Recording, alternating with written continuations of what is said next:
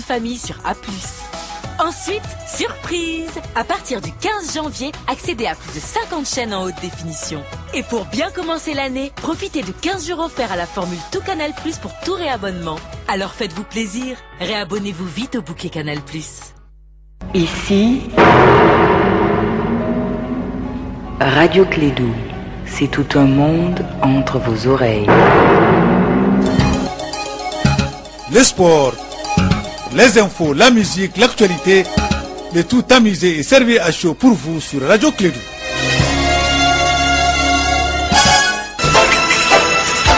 Radio Clédou, le journal avec Sotelma Malitaire.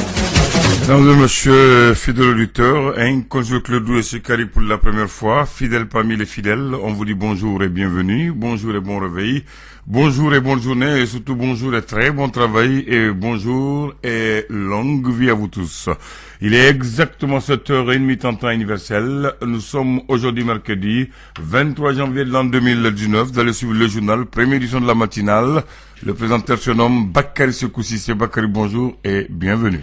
Et merci Abdoulaye, bonjour à toutes et à tous. Bienvenue dans cette édition, la première de Clédou Info. L'Organisation des Nations Unies pour l'éducation, la science et la culture UNESCO et le ministère de l'Éducation nationale du Mali veulent améliorer la qualité des enseignants à travers l'introduction des langues nationales dans les systèmes éducatifs maliens.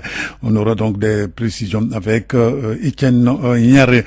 Et puis sur un autre plan, malgré les décrets pris en Conseil des ministres, c'était le 19 septembre 2012, rendant obligatoire le port des casques dans notre pays. Beaucoup de motocyclistes, en tout cas, ne respectent pas donc cette mesure. Donc à la fin de ce journal, nous allons retrouver Etienne Niaré, donc qui a réalisé donc un magazine par rapport donc à ces phénomènes. Et puis la page invitée aujourd'hui, nous allons recevoir M. Taïrou Balo. Il est le directeur régional du complexe Loulo Kotogo. Loulo Kotogo, c'est une société minière qui vient juste donc qui devient Barrick Mali. Elle vient donc de fusionner avec la première société mondiale d'extraction des mines d'or. Il sera interrogé par Kassimon Traoré. Alors c'est le titre de ce journal, le développement dans un instant avec Bakary Sissé.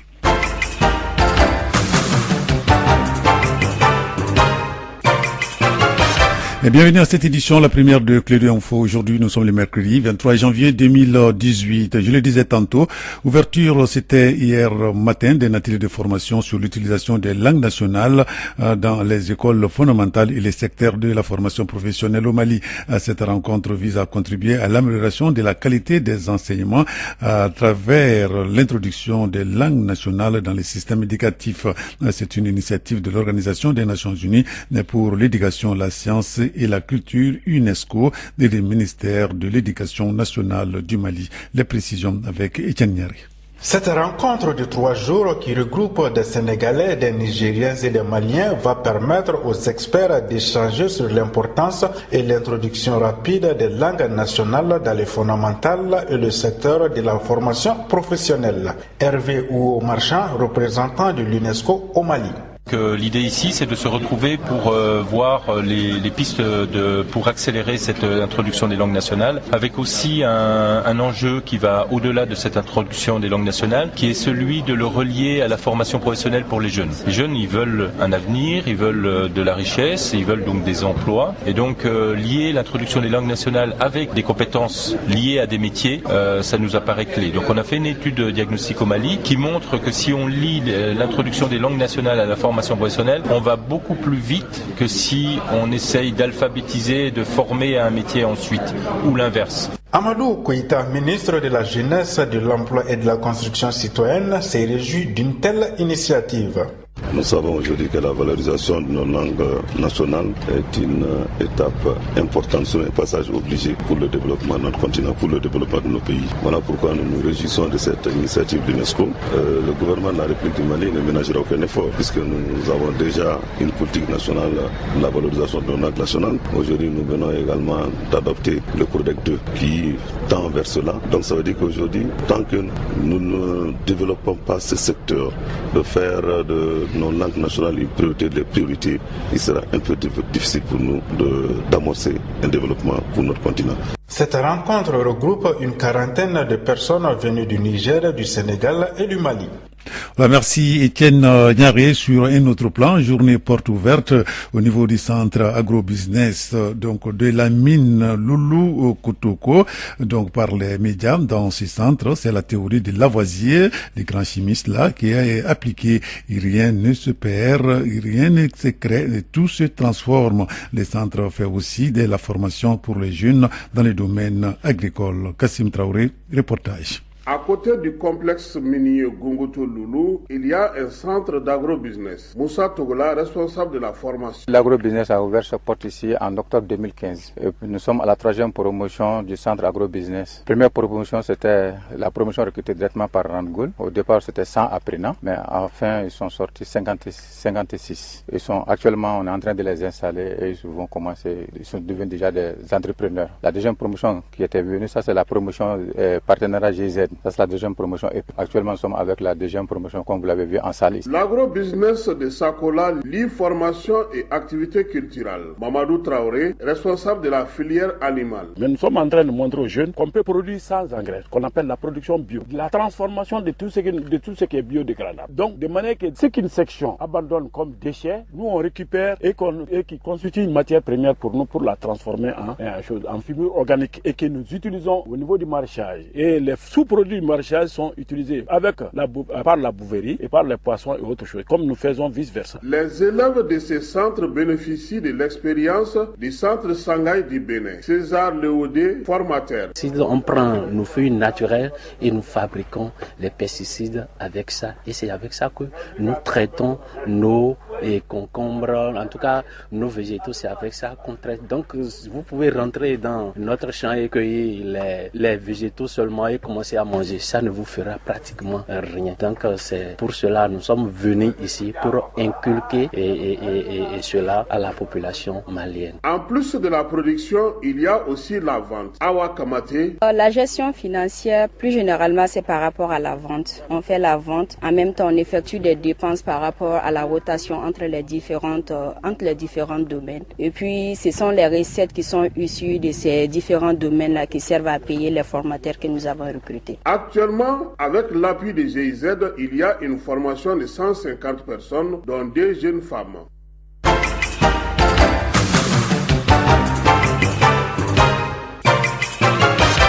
Clédou Info, première édition, s'était passé de 8 minutes dans notre studio. L'actualité internationale, l'Union africaine et l'Union européenne étaient réunies à Bruxelles, la capitale belge, accueillie, c'était le mardi dernier, des représentants des deux organisations pour une réunion largement consacrée au partenariat UA-UE, mais qui n'a pas éclipsé des conversations sur la situation dans la République démocratique du Congo, la RD Congo, qui se prépare à investir son nouveau président, Félix Tshisekedi. Les représentants de l'Union africaine sont revenus sur le sujet lors de la conférence de presse finale sur les tons sensiblement différents. En tout cas, Martin Fayulu, qui conteste sa défaite, s'est déclaré seul président légitime, continue en tout cas d'affirmer qu'il ne se laissera pas voler la victoire, mais apparaît pour le moment en tout cas de plus en plus isolé.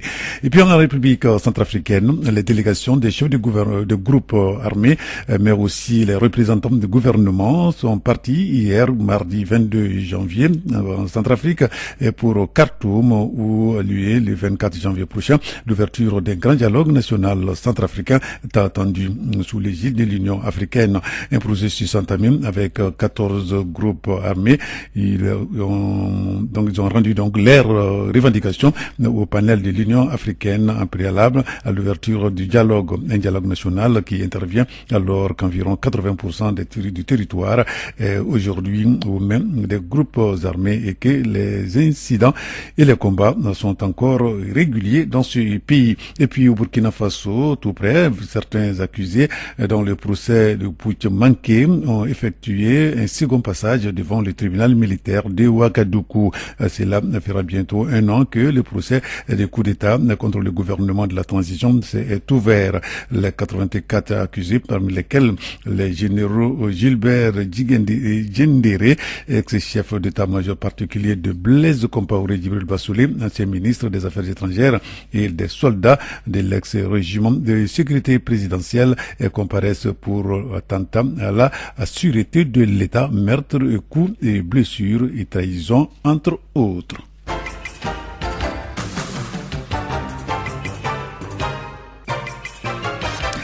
Je le disais dans les titres, malgré les décrets pris en conseil des ministres qui rend obligatoire le port de casque au Mali, beaucoup de motocyclistes ne respectent pas cette mesure. Le casque est pourtant essentiel à la sécurité des usagers et le code de la route précise que le port donc de casque est obligatoire. Donc pour un conducteur, nous allons suivre ce magazine réalisé sur la question par Etienne Niari. C'est bien une obligation pour les conducteurs et les passagers de porter les casques de protection selon le code de la route. Une mesure non respectée par les motocyclistes. Django Djibo, chef des services d'accueil des urgences de l'hôpital Gabriel Touré. Mais ce qui est sûr, le type de lésions que nous avons nous amène à nous imaginer un peu le mécanisme lésionnel que ces patients ont. Et effectivement, on constate à travers les légions que le port de casque n'est pas encore d'actualité. Il n'y a pas encore d'actualité. La majeure partie de ceux qui arrivent n'ont pas porté de casque. L'importance du port de casque n'est plus à démontrer, selon Mamadou Sidiki Konaté, directeur général de l'Agence nationale de la sécurité routière, ANASER. Je demande à tous les usagers d'engins à deux roues de porter le casque de protection. Le casque de protection est reconnu comme un outil, un dispositif qui permet de protéger la tête lorsqu'un accident arrive. Parce que personne ne sait quand est-ce qu'un accident va arriver. Je les invite à bien redresser les rétroviseurs et à bien orienter les rétroviseurs. L'utilité des rétroviseurs n'est plus à démontrer. Le rétroviseur permet d'anticiper sur le danger qui arrive derrière. Les utilisateurs des casques invitent l'ensemble des usagers à porter les casques.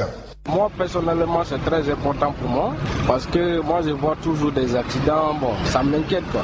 Moi c'est ma première priorité d'abord. Moi les conseils que j'ai à dire à mes collègues là, pour porter casque c'est très important parce que d'abord c'est notre priorité d'abord. C'est pas d'autres personnes de nous dire ça mais nous-mêmes c'est très important. Le casque ça protège en cas d'accident, ça protège la tête et ça ne doit pas déranger leur coiffure parce que la santé avant tout, je pense que la santé est la priorité d'abord. Même si ça gâche les coiffures, ça ne doit pas être un problème parce que le casque c'est pour protéger contre les accidents. Le non-port du casque s'explique par plusieurs phénomènes, notamment sa cherté, nous disent quelques usagers de la circulation.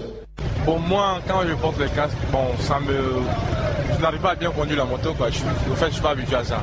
Ça me dérange un peu. J'ai l'intention que l'un peut m'arriver en circulation, donc je préfère ne pas porter le casque. Bon, franchement, comme c'est un système qui n'a pas été appliqué au Mali par le gouvernement comme il faut, sinon vraiment porter le casque quand même, c'est très important. C'est très très important. Moi-même, je suppose. Mais pour le moment, moi-même, je n'ai pas décidé à acheter d'abord, sinon je connais son importance quand même, c'est très important. Moi, je pense que le fait de porter les casques, c'est pas parce que on veut pas porter, mais les prix sont un peu trop chers pour nous. Bon, j'ai pas le moyen d'acheter, sinon c'est pour notre propre sécurité. Il n'y a pas de souci pour ça. Si j'aurais les moyens, je vais acheter. Le prix est pourtant abordable, réplique Issa Mamadou Maïga, vendeur de casques. Selon lui, les gens ne veulent juste pas acheter. Le prix du casque n'est pas aussi élevé que ça. Les gens ne veulent pas acheter les casques, sinon le prix moyen est de 8000 francs CFA. Il y a plusieurs types de casques. Il y a des casques chinois et des casques indiens. En ce qui concerne les casques indiens, le prix commence à partir de 12 500 francs CFA de plus. Il y a de ces casques chinois qui sont aussi chers. Quelles que soient les raisons, le port du casque doit être une priorité pour les usagers des engins à deux roues. Alors, merci Étienne Nyaré pour le conseil. En tout cas, portons les casques lorsque nous sommes en moto. Voilà, donc nous allons arriver maintenant à la page invitée de cette édition. Je le disais tantôt, la société minière Randgold devient Barrick Mali. Elle vient de fusionner avec la première société mondiale d'extraction de mines d'or. Cette information a été donnée lors du conseil d'administration du complexe minier Loulo-Gounkoto. C'est pourquoi aujourd'hui nous avons jugé nécessaire donc d'interroger Taïrou Balo. Il est le directeur général du complexe. Il nous donne des précisions. Il est interrogé par Kassim Traoré. Taïrou Balo, bonjour. Bonjour. Vous êtes le directeur général du complexe Loulo-Gounkoto. Qu'est-ce qui a été décidé au cours de ce conseil d'administration? Ce conseil d'administration a passé en revue les résultats opérationnels du 4e trimestre, mais aussi on a quand même relevé quelques défis auxquels nous devons faire face par rapport surtout à la gestion de nos relations industrielles à l'interne qui a eu à causer beaucoup d'impact sur les résultats du 4e trimestre. Je pense qu'on a connu des arrêts de travail que nous devons beaucoup travailler entre la direction et les syndicats et les travailleurs pour pouvoir aplanir ces différentes incompréhensions qui sont apparues au cours du 4e trimestre. On a vu aussi que Randgold s'efface et laisse la place à Barrick. Qu'est-ce qui va changer au niveau par rapport à ce changement de nom? Cette fusion, je pense que est aussi une opportunité parce que vous allez voir qu'aujourd'hui, on va se retrouver à devenir un grand groupe. Ça veut dire que c'est une opportunité non seulement pour le personnel qui est là pour avoir la chance d'aller monnayer leur expertise dans d'autres pays parce qu'aujourd'hui on aura beaucoup d'opérations en Afrique et c'est pour ce qui concerne à Loulo-Gounkoto, je pense qu'en termes de gestion, rien ne changera parce que c'est la même direction qui reste et c'est la même politique qui reste et c'est la même approche de gestion. Parce qu'aujourd'hui, d'autres auront la possibilité d'avoir la promotion parce qu'il y a certains qui seront déployés sur d'autres sites. Je pense que c'est une bonne chose. Qu'avez-vous à dire à ceux qui pensent que vous extraire, vous êtes en train d'enlever l'or à Kéniéba et vous envoyez la poussière à la population? Je pense que ce qui a lieu de faire, c'est que les gens doivent aller. Avant la mine, il y a une étude de base qui existe, qui détermine le niveau de la poussière avant même l'arrivée de la mine. Et aujourd'hui, à travers nos différentes méthodes, on analyse effectivement quel est notre impact aujourd'hui par rapport avant la présence de la mine. Je pense que quand nous voyons aujourd'hui comme on l'a dit, c'est une activité qui a forcément son impact sur l'environnement, mais nous travaillons avec les différents services techniques, que ce soit du ministère de l'Environnement, pour pouvoir minimiser ces impacts-là. Et c'est pour cela, quand vous avez vu dans nos présentations, on a toujours été certifié ISO 14000, qui est une certification internationale dans la gestion de l'environnement. Et vous allez voir aujourd'hui, la poussière, on est en train de mettre en place d'autres mesures. Quand vous allez voir, on est en train de goudronner des routes aujourd'hui où il n'y avait même pas de route. On a fait certes des routes, mais on est en train aussi de les goudronner pour éviter de diminuer le niveau de la poussière. Je pense que c'est un travail qu'on va continuer à faire avec les différents services techniques pour essayer de réduire au minimum possible l'impact qu'on peut avoir sur l'environnement. Malgré les assurances données l'année dernière par le gouverneur de la région de Caille, on voit que votre permis est toujours exploité par les orpailleurs. Que faut-il faire? L'orpaillage aujourd'hui est un problème.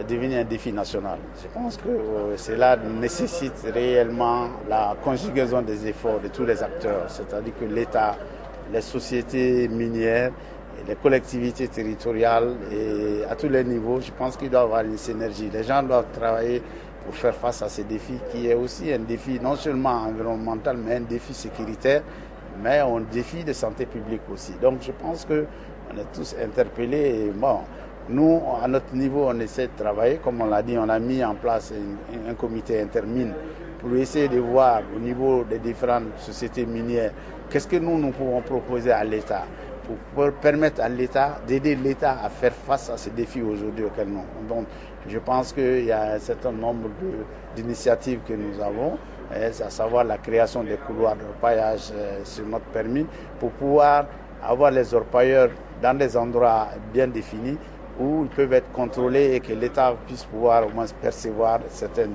retombées à partir de leur activité. Vous avez des mots pour conclure cet entretien? Je tiens d'abord à dire que je remercie d'abord tous les uns et les autres, surtout les journalistes, pour d'être venus. Mais comme on l'a dit, c'est vrai, vous êtes venus pour un jour, mais je pense et j'espère que notre porte est ouverte. Vous pouvez toujours revenir, passer autant de temps possible que vous voulez, pour être beaucoup plus imprégné non seulement des problèmes opérationnels, mais aussi des problèmes que nous gérons au quotidien avec les communautés et même des problèmes que nous connaissons en termes d'impact environnemental et tout ceci. Donc je pense que nous avons besoin de cette communication-là entre nous pour que chacun puisse s'édifier et que au niveau national, que tout le monde sache que c'est une activité qui n'est pas secrète. C'est une activité qui doit être transparente parce que toutes les parties prenantes, que ce soit les communautés, que ce soit l'État et que ce soit les travailleurs, chacun doit se reconnaître dans cette activité-là et savoir quel est son rôle et quel est son impact. Merci beaucoup. Merci bien. Alors c'était monsieur Tahirou Balo, il est le directeur général du complexe Loulou Kunkoto. Il est interrogé par Kassim Traoré. Avant de nous séparer, voilà donc l'information sur le temps. Le ciel sera clair à peu nuagé.